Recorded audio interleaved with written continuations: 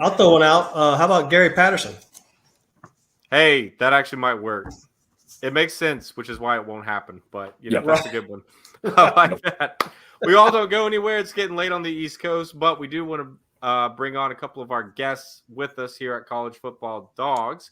We're going to get a couple of recruiting updates for all of y'all, Big Ten related, of course, and a school update as well. And I'd like to start with one of the lead columnists from Mike Farrell Sports, Mr. Kyle Golick. Kyle, can you hear me, good sir? I can hear you. All mic and everything working. Perfect. Thank you for coming on, brother. We appreciate it. It's good to have you back. You were also on another one of our earlier specials, I do believe. Mm-hmm. Yes, sir. So welcome back. So thank you for having me again. Absolutely. You're our Penn State guy. Dominic had some pretty high praise for the Nittany Lions going into this year. He, of course, left out my son, Olu Fashanu, but that's okay. I forgave him. But do you have any more insight onto that? And why should people maybe put more money on Penn State's chances to win it all this year?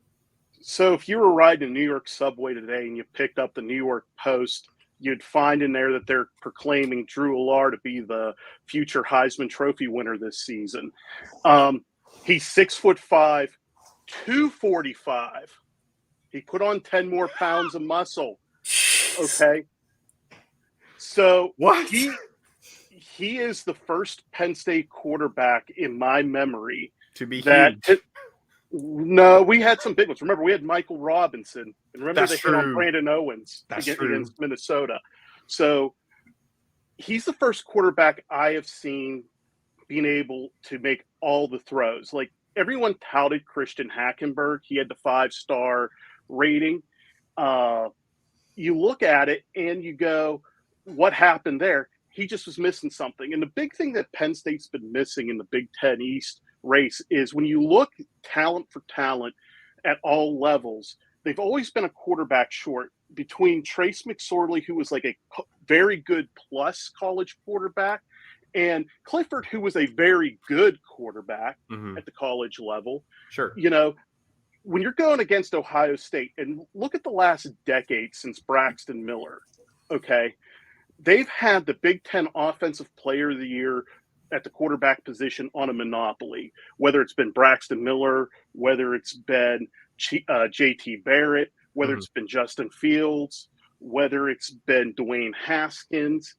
That position seems to have been there. And that's been the difference. And if you watch the Penn State-Ohio State game last year, Sean Clifford was the reason they lost the game. 4 turnovers and made a pick 6 to their monster edge rusher.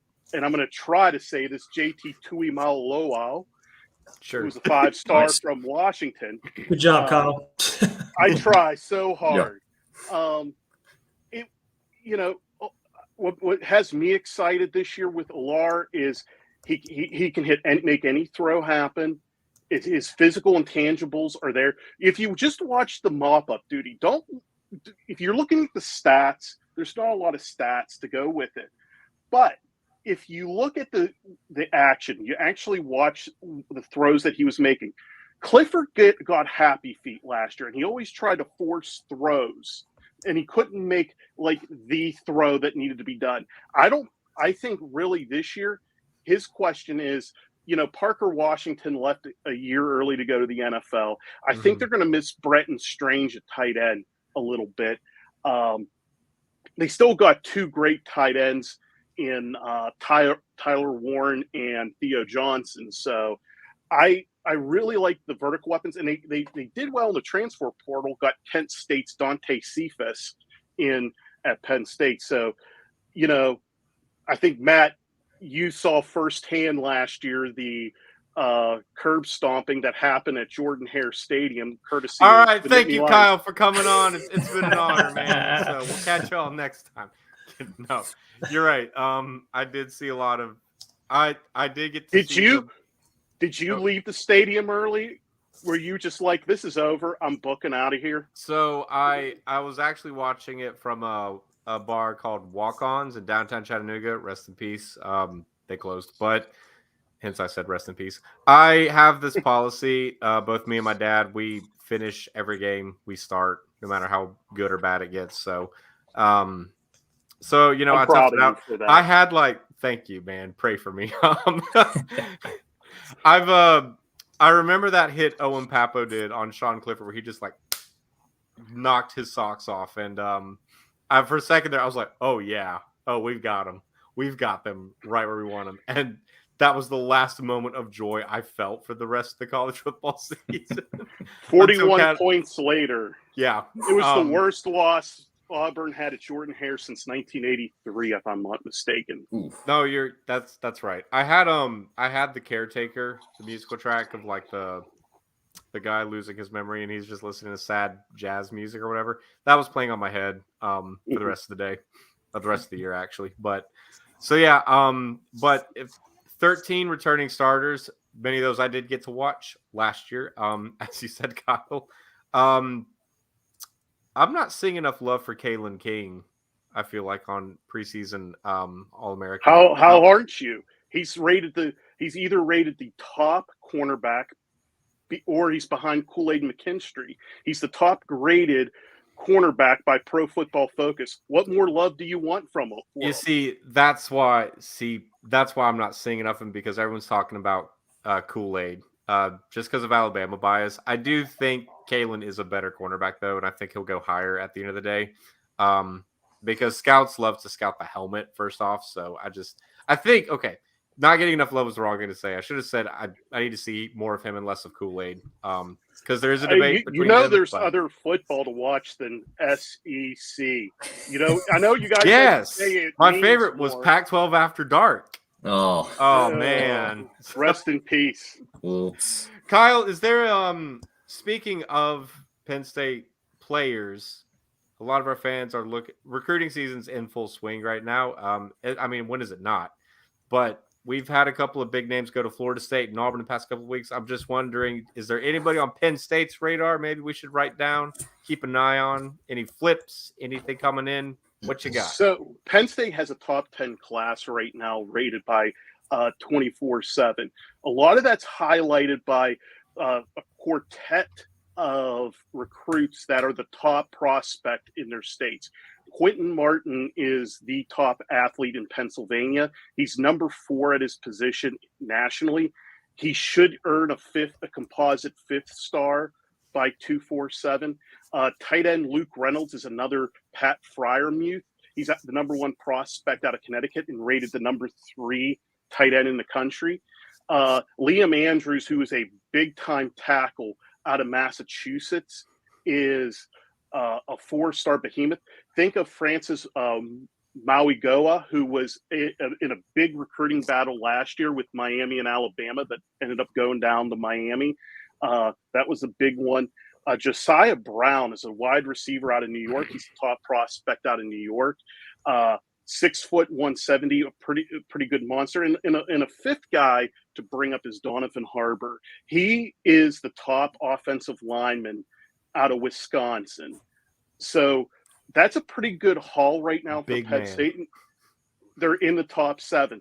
I think the guy that, if you're looking out of who's a fast riser who may end up taking a similar path to Allar during his recruiting cycle is quarterback Ethan Grunkmeyer from Olentangy High School, and I believe that's in Ohio. Again, another Ohio kid that the Nittany Lions got at quarterback. He's not as physically dominant as of a specimen as Allar is. He's 6'2". I think he's just under 200 pounds. Given time, there's at least 30 pounds of muscle coming, but he did compete in the elite quarterback recruiting camp and did very well in that camp. I think at one point, it was on 3 that had him rated at the top after one of the drills. I think he finished amongst those 12, and if you're in that, that's pretty good. I think the crystal ball alert for the Nittany Lions you need to keep an eye on is edge rusher Jalen Harvey. Right now, he's starting to become much warmer for Penn State. He is an edge rusher out of the DMV. So for those who don't know that acronym, District of Columbia, Maryland, Virginia, he's on the Maryland side. He's out of Gaithersburg, Maryland, Quince Orchard High School. He is right now a 4-star composite edge rusher. A lot of people are liking his upside. He's had USC, Tennessee, Florida on after him. He's starting to take that shot up. It's in that same area where the Nittany Lions have another 5-star edge rusher that's currently on the roster, Danny Dennis Sutton, on there. That's going to look pretty darn good. Who's going to be learning from Chop Robinson. So hopefully to continue that pipeline of great edge rushers. Look out for Harvey to be next for the Penn State recruiting class. You heard that here first, folks. Never count out James Franklin on the recruiting trail. Dude is sneaky good. Yours truly said better recruiter than coach. So hopefully my Penn State fans don't kill me on that one. You come hide here in Chattanooga. I got an extra room for you. It's this one. Kyle, what else you got for us, brother? Any extra points you want to take? So yeah, I'll take a few extra points. So Tony, go for 2.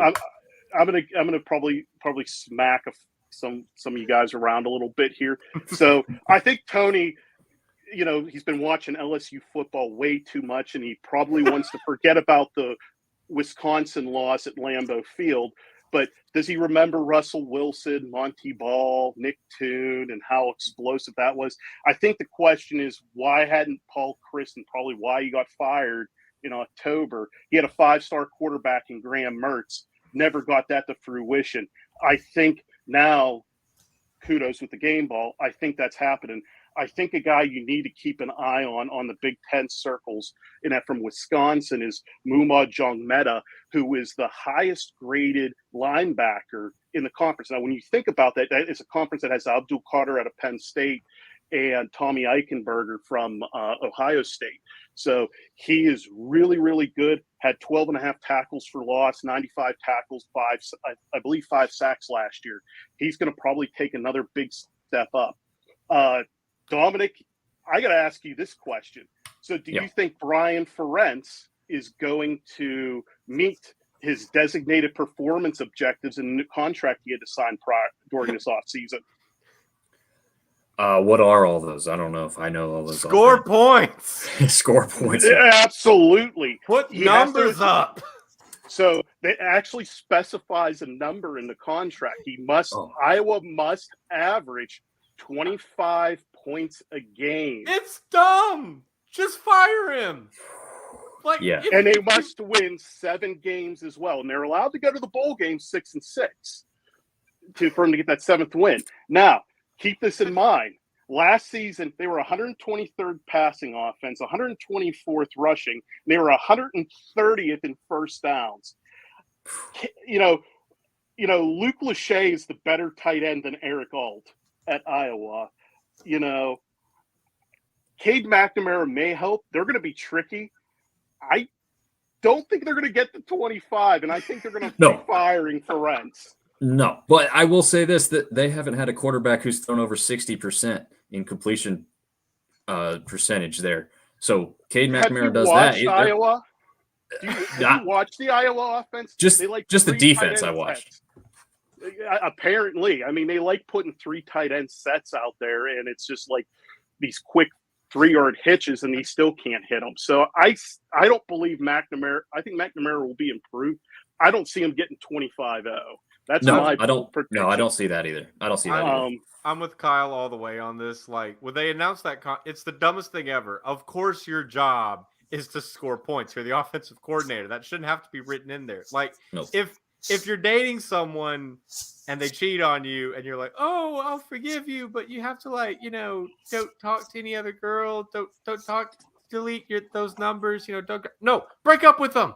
They should know not to do that out of the gate. It's the dumbest contract in the world. So and the last point I'll have is on the expansion. So as you look at the Big Ten signed that crazy media deal with 3 major networks, Fox, CBS, and NBC, what do they need to ensure that they can keep those contracts in 6 or 7 years, so in 2030 when they renew? They need to have inventory. They're not done expanding. When the news last year happened of USC and UCLA coming to the Big Ten, I was the first person to say, well, I was one of the first people, I should say. I don't want to be that narcissistic. Where's Oregon and Washington? Because that was part of Kevin Warren's plan before he left to become an executive at the Chicago Bears. He wanted those 4 schools. I think the Big Ten was anticipating to get through this contract and poach those 2. When everything fell apart, it just unfortunately accelerated the plan. They got to 18. The number that I have in my mind that the Big Ten needs to get to have its model work sustainably on the 3 networks, they need to get to 24 teams. Because if you can have 8, if you can have 8 in a 3 18 pods, and each of those pods have a network, that makes sense. So they're going to be aggressive. I'm feeling that Florida State's going to be a 50-50. I think the SEC is going to be willing to let let Miami go to the Big Ten to keep Florida State in the portfolio. I think Clemson will also remain in the SEC. I think the battles are going to be in the North Carolina with North Carolina and Duke, and Virginia Tech. I think they want to add states. I think the Big Ten's going to take the Virginia schools, and I think the SEC is going to get the North Carolina schools. I see the Big Ten completing their expansion with, and it could go a litany of directions. And I don't think Notre Dame at this point will join. So I'm going to see. I like Boston College because that's at. If you're into marketing, the Boss Wash megalopolis that stretches from DC to Boston, get that end cap to do that. I think you're going to eventually see Stanford and Cal get there. I think I wouldn't be surprised if the classic Pac-8 is reinvented where Oregon State and Washington State gets in there. But I think you're going to see over the next decade, you're going to see the ACC disappear. It's going to be a Power 3. Yep. I think the SEC will sit at 20 because I think with their model with ESPN, I think they only want certain brands. I think they're going to get Florida State, Clemson, and the North Carolina schools. And I feel with that, you're going to have both sides have their strategic advantages. All those ACC diehards saying stuff like, "Oh, well, at least we've got the basketball schools, Duke and North Carolina." You highly underestimate the other conference's desire to get more involved in basketball. So, good point, Kyle. That was good. And one more thing, I promise, I'm going to put a prediction out here. I don't think I'm updating my hat this year, so I will maintain my 1986 national championship hat for at least another year. Okay, so what's the win-loss? One of 2 things are going to happen. They either go 11-1 and they end up in a New Year's Six bowl, or they do the James Franklin special, 10-2. They'll lose. They'll split Michigan and Ohio State, then they'll lose to someone that they're not supposed to. So Illinois, which is Iowa. 11. Iowa's another one because they always seem to get up for Penn State, but the Illinois one scares me the most. You know, it's 11 a.m. kickoff in Champaign, which is like, if you've ever watched Franklin teams, they tend to be slow starters, but have a nice finishing kick. But what I also like about Illinois is I really like their defensive line. Jazon Newton is as good as anyone. Keith Randolph and Seth Coleman off the edge are fantastic. And Tavon Nicholson looks like he's just as good as Devin Witherspoon. And they have a burner at wide receiver in Isaiah Williams. So I'm saying Penn State's going to do one of those 2 things, but I'm not updating my hat. So this hat will, again, be my... That soundboard was a mistake. All right. Well, you heard it here. Either 11-1 or 10-2. Kyle, my friend, where can people find you, follow you for more great content? So you're going to have, there's 3 places now. So number 1, you got Mike Farrell Sports. Latest articles out. I apparently, I'm just going to say, I pissed off the Michigan State crowd because I have an article about fake gems and I have Mel Tucker with 2 poodles on the side. So they're not happy right Legendary. now. I cannot escape that. So you can read that. You can also read my 5 key takeaways from the Oregon-Washington expansion. You can read me here at College Football Dawgs. I think my next article coming up is a breakdown on the Penn State defense. And a little teaser, we will have a podcast called Classic Bones. I will be tagged up with Scott Solomon, who, if the name doesn't ring a bell, he was on He worked for the USA Today, Miami Herald for years, covered the U, covered Florida State under Bobby Bowden. And we're going to talk classic topics once a week. We got a few episodes already mapped out. We got a couple guests that are there. So, stay tuned for that. Yes, Nice. I'm super excited for that. Oh, I'm watching that. Kyle, you have a Twitter handle, correct? At K Golick FB. So if I'm getting impaled right now, because I think that USC fans are leaving me alone now after going after their precious coach Lincoln Riley. Now I'm getting it from the state of Michigan, so we'll see. All right. Well, if you need a place to hide, I got a room here in chat. So, Kyle, thank you so much for coming on, brother. We'll talk to you later. Thank you for Thanks, having me, Kyle. guys. Appreciate it.